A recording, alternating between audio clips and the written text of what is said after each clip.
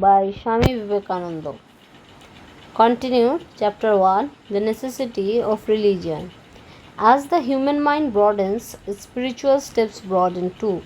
The time has already come when a man cannot record a thought without its reaching to all corners of the earth by merely physical means. We have come into touch with the whole world, so the future religions of the world have to become as universal as wide.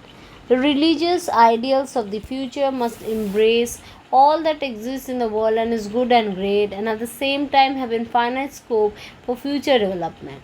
All that was good in the past must be preserved, and the doors must be kept open for future additions to the already existing store.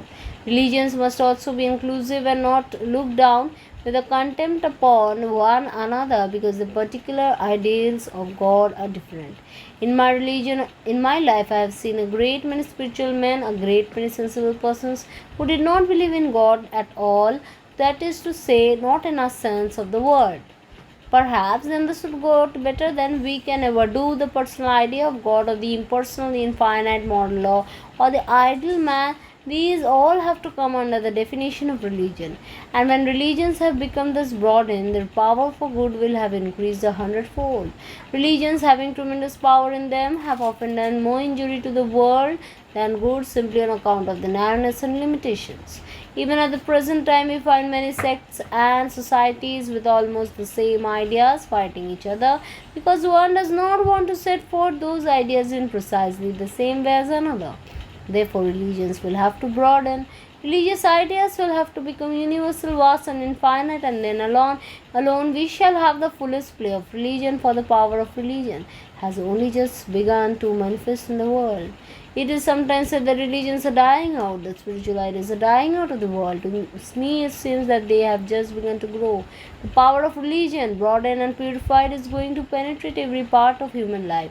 So long as religion was in the hands of a chosen few or of a body of priests, it was in temples, churches, books, dogmas, ceremonials, forms, or rituals. But when we come to the real spiritual universal concept, then alone religion will become real and living. It will come into our very nature, live in our very moment, penetrate every pore of a society, and be infinitely more a power for good than it has ever been before. What is needed is a fellow feeling between the different types of religion, seeing that they all stand or fall together. A fellow feeling which springs from mutual esteem and mutual respect, and not the condescending, patronizing, niggardly expression of goodwill, unfortunately in vogue at the present time with many. And above all, this is needed between types of religious expression coming from the study of mental phenomena, unfortunately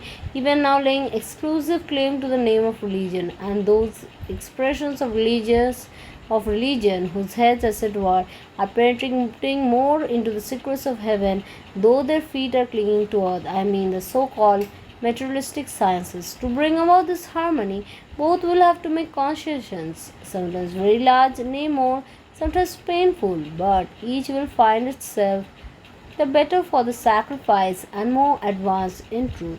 And in the end, the knowledge which is confined within the domain of time and space will meet and become one with that which is beyond them both, where the mind and senses can reach the absolute infinite, the one without a second.